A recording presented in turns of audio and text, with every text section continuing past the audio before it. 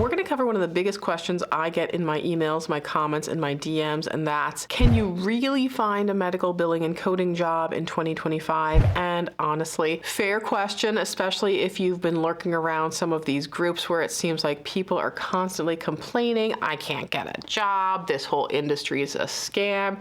It's understandable that you're going to have that thought. So today I really want to break down the realities of the job market, why people are complaining so much online, and most importantly, what you can do and what are the most important things you have to think about when you are entering this job market. Stick with me because this video is going to be pretty packed. Today's video is also sponsored by Preppy. More on them though in a little bit. So let's start with the first one. Why does it seem like so many people, Reddit, is screaming and complaining online? Well, first and foremost, it's human nature. You're going to find a lot more negative comments about things online than you probably will positive comments. If you go into a forum that's about nursing or about graphic design or about IT, you're going to find a lot of, I'm sorry, bitching and complaining. I can't find a job. My training program sucks, yada, yada, yada. Even for programs, like people will say to me like, oh, the AAPC has a bad rating on the BBB website. But I think I was trying to look at different organizations that maybe did have positive ratings, and I honestly could not find one. I think I even looked up like Harvard or Yale or something, and they had crappy reviews. People who are frustrated and pissed off are gonna be the loudest ones online. And you know who's not gonna be commenting? People who studied well, found a job, were successful, and then just went on with their lives. Now, that doesn't mean that frustration isn't real. I wanna be very, very clear here that I am absolutely 100% sympathetic, empathetic to people who spent some time studying, they dedicated their time to this, and they're still having trouble landing that first job. But it's also important to remember that online negativity is oftentimes very magnified and can be a little bit more than it meets the eye. We really have to look at the full picture, starting with, if you look at the Bureau of Labor Statistics, medical billing and coding jobs are actually expected to increase 8% through 2032.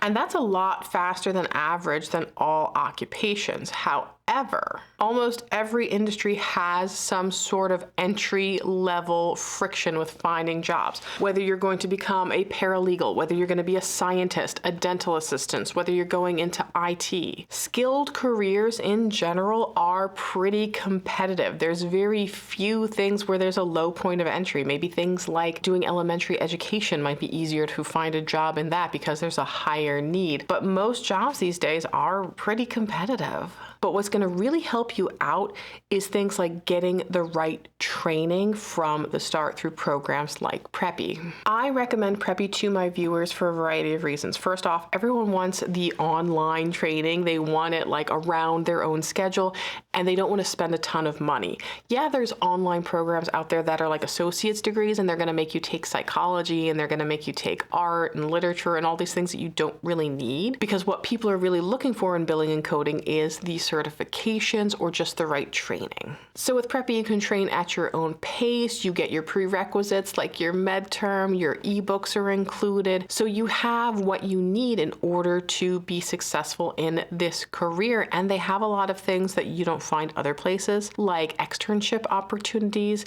and affordable payment plans. So if you want to find out more about a career in medical billing and coding, you can go to my free career masterclass that I put together with Grant Aldrich, who is an education expert, and you can sign up for that career masterclass for free to find out how to get into medical billing and coding the right way and more about Preppy.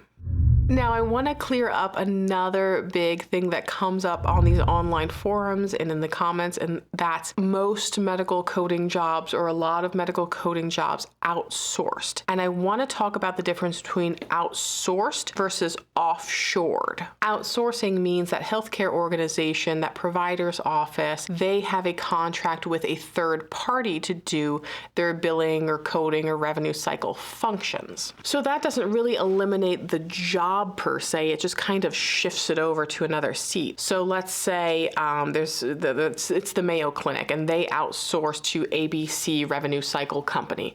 So instead of that seat being at the Mayo Clinic, it's now at that medical billing and coding company. So it doesn't mean that there's not a job to find. It's just that instead of it being directly with that healthcare organization, it's now with a billing company or a revenue cycle company. That doesn't mean that there's no more job there. It's just that that seat has shifted to a different company. Offshoring, however, is when we take those jobs in the United States and we send them to a company that's somewhere else, usually like the Philippines or India, because they want to take advantage of the cost savings there because they don't have to pay people as much in the Philippines or in India as they would have to pay a domestic coder. But we're starting to see a bit of a shift where those offshore positions are moving back stateside, and that's a big part due to HIPAA. So HIPAA is our US-based regulation about not, essentially leaking healthcare data and protecting healthcare data. And companies are being held to HIPAA, even if they're outsourcing or offshoring, rather, those positions to India, to Philippines, to Egypt, or wherever. If that offshore company has a breach, that US-based company is still held liable in courts for that,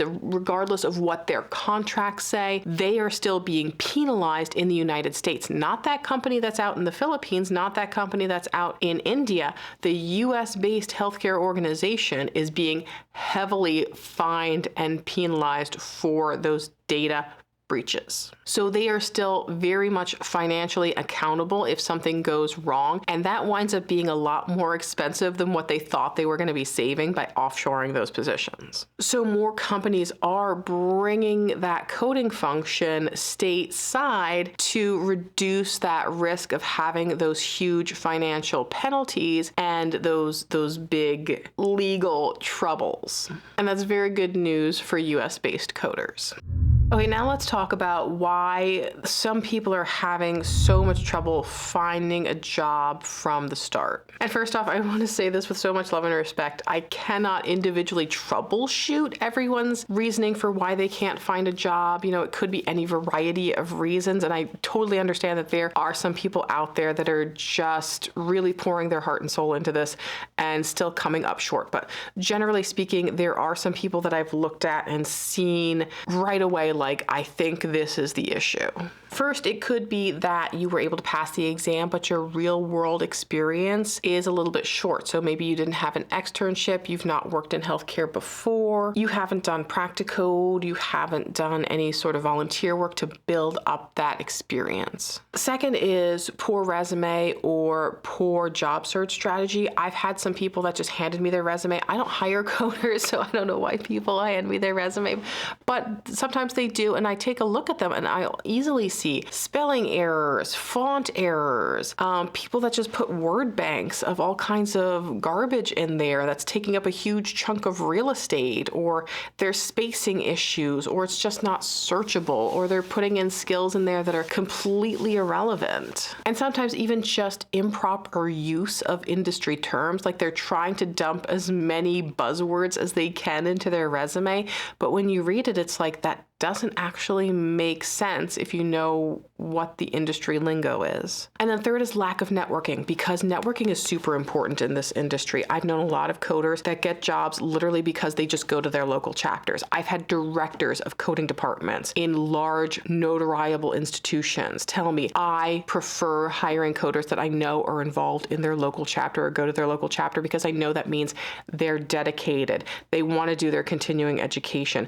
They're demonstrating already that they're willing to dedicate themselves to their education and to making those next moves. And you can do that virtually if you want. In person is also really great, but there's ways to do that through LinkedIn and stuff. But you really do kind of, I don't want to say make yourself known, but my friend Bertram has this saying, they say it's not what you know, it's who you know, but it's actually who knows you. And then of course we have to think about personality fits. Sometimes there's employers that give out like a little personality exam to make sure sure that you're not someone who's going to be overly frustrated and that you want to work as a team. So it might just be that maybe not even that you're not the right personality fit, but maybe you're not answering the questions correctly. Because when you take these exams that are personality based for employers, you want to answer them as the best version of yourself. Not that you're necessarily answering them as an alternative version of yourself, just the best version of yourself. And some people do struggle a little bit with communication or feedback, and that can come through in places like interviews. So get that feedback if you can from interviews that you do have. Like say, hey, one of the questions I like to ask is, hey, is there anything that, would concern you about me if I were to take this job, so that they can give you right away like the feedback about like, oh, well, we're worried about this or we're worried about that. So you can carry that through to your next employer and go, oh, yeah, here's the thing that I need to think about when I'm applying to my next job. And sometimes, honestly, people are more so applying to their like coding dream jobs. They're skilled for entry level, but they're applying for auditing jobs, or they're only trained in professional fee coding, but they're applying to jobs that are in inpatient coding and have PCS involved, and they're not trained on that code set. And I get it's frustrating. You're like, I passed my CPC and I'm a certified coder and I just want a coding job. But a lot of us start in coding adjacent jobs, things where we're working a little bit with medical codes, but don't necessarily have that job title of medical coder. Sometimes it's good to have things like a tracking system, like these are the types of positions that I'm applying for with these companies, and these are the responses I got, and see which ones that maybe you aren't getting responses for and are getting responses for, and what your feedback for that is. It's not always just about the credential, it's about the whole package. And that's why I recommend a reputable program like Preppy, because they're going to give you that right training, they're going to have support, they're going to offer you opportunities for an externship, they have those 80 contact hours, so you can get that apprenticeship status for the CPC removed faster. There's affordable payment plans, and it really is strong education that's going to get you job ready for medical billing and coding in as little as 6 months. So getting hired in 2025 isn't just about the training and the certification, it's about other components as well. Your whole job strategy, like getting some sort of experience if you can. If you didn't sign up for a program like Preppy, also look into AEPC's Project Extern and see if they have any openings for you to get some work there done as well. Make sure your resume is up to date. You can check with Sarah Reagan at Caffeinated Coder Creations. You can also check projectresume.net. They do resumes just for coders as well. Apply to jobs that are coding adjacent, like when you're searching in places like Indeed or Google Jobs or LinkedIn, search for the term ICD-10, because they're going to look for jobs that just have that skill set of ICD-10 versus things that just have the term medical coder in it. And don't forget to network with your AEPC local chapters or your AHIMA local chapters. Get involved, join some groups online, and start networking. And keep that resilient mindset. Remember, this is a whole marathon, not just a sprint to certification. With the right strategy, with the right mindset and some perseverance, you can get a medical coding job in 2025, and the growth opportunities here are huge. If you want to find out more about the program, I recommend Preppy. You can check the link in the description. Otherwise, don't forget to like, share, and subscribe. I will see you guys in the next video, and until then, just keep on coding on.